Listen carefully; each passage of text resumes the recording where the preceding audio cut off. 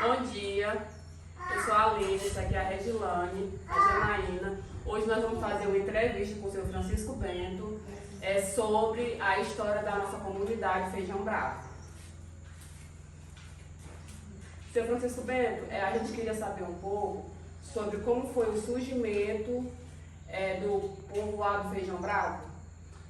Rapaz, até onde eu sei que o povoado Feijão Bravo pegou o nome de Feijão Bravo com os vaqueiros, né? Naquele tempo, nas eras de 900, o começo já dos anos 20, como era quase desabitado aqui, mas sempre o povo vinha esperar gado aqui na região da Croa, do Angico, por aí. Nesse tempo não tinha o açude, mas só tinha o rio. E aí o gado não descia para beber. E aí quando às vezes descia, enganava os vaqueiros. E aqui na nossa área aqui tinha um pé de feijão bravo. Feijão bravo, não sei se vocês sabem, é um pé que faz uma ramada, que tem uma sementinha vermelha. E aí ele é verde, seco e verde, entendeu? Ele é verde. Então no verão era um ambiente muito adequado para o gado beber, e vinha, se dá o nome, maiava, deitava e ali ficava. Aí os vaqueiros vinham para a espera do gado, e aí o gado às vezes bebia antes deles chegarem. Aí eles diziam: ó, o gado está lá no Feijão Bravo. Aí daí surgiu aí surgiu o nome, Feijão Bravo. A história foi assim.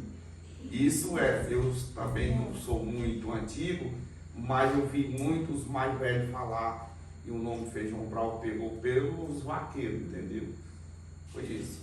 E os primeiros habitantes, você lembra? Os primeiros habitantes eu não lembro bem, porque os primeiros habitantes foram muito antes de nós, mas tem a história deles, no caso que era o meu tataravô, Tomé Mariano, e o meu bisavô, Joaquim Pereira da Rocha, que é o avô do meu pai. E aí daí pra cá eu conheci só os mais, né, no meu tempo, foi o Nato Pedro José, Raimundo João e Antônio Pereira, que é o meu tio, Antônio Pereira, e o meu avô, que é o Sabino José Arcanjo, né? E assim, puxa, a finada Bilu, né? Éramos mais, do meu tempo, era esse povo que habitava aqui na nossa região. E na sua infância, Francisco, você lembra alguma tradição, assim, alguma festa que tinha na comunidade? As festas que existiam era a festa matuta, que a gente sabe. Exatamente, era a festa de São João, né? Fazia as fogueiras, e ali o povo se divertia muito com as fogueiras, né?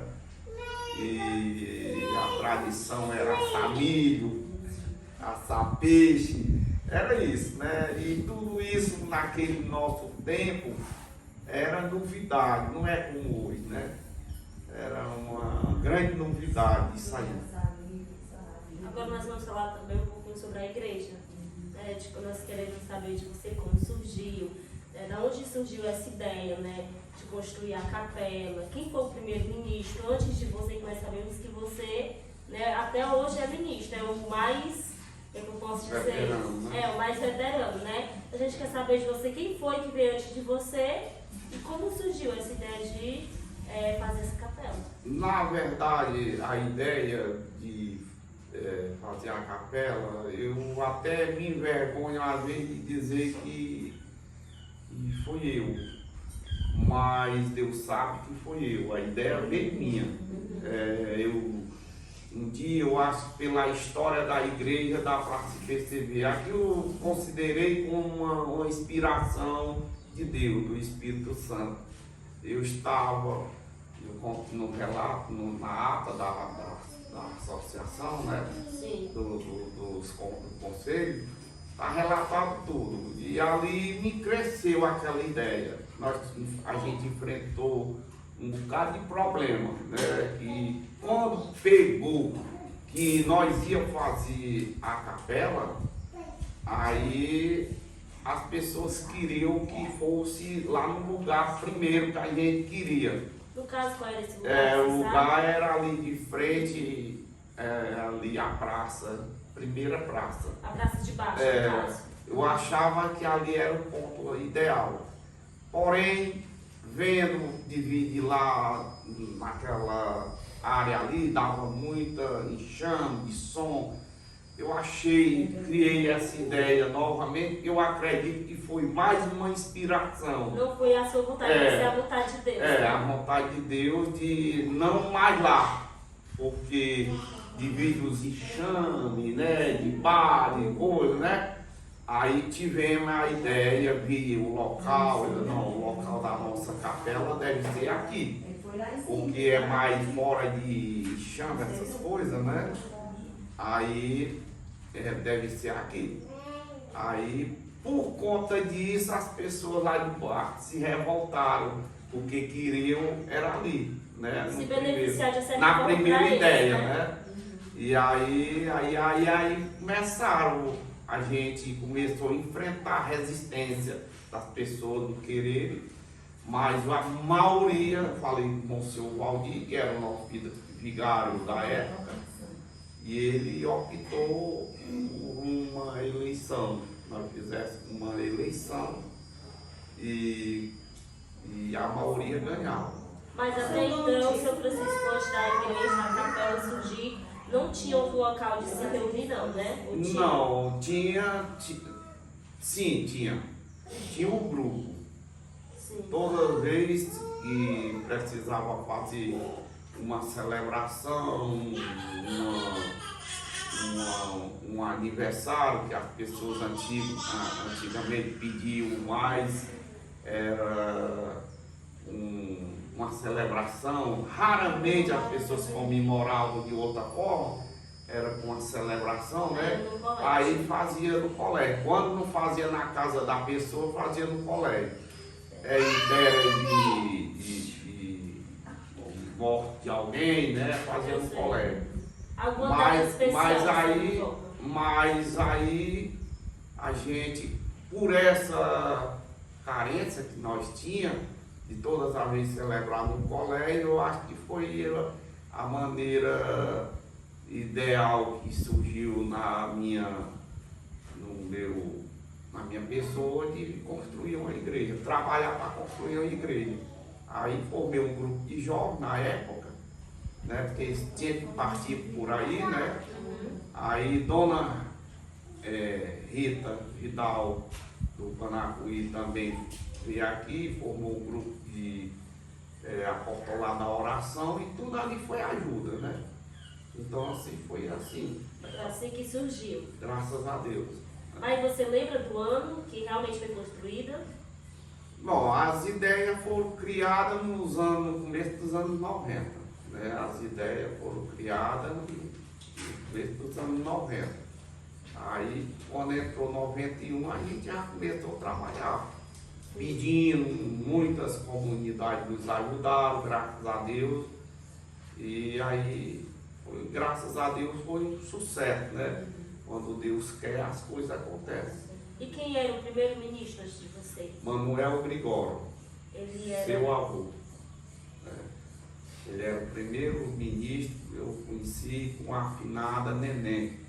Eles celebravam juntos, ela ajudava, auxiliava ele. Sim.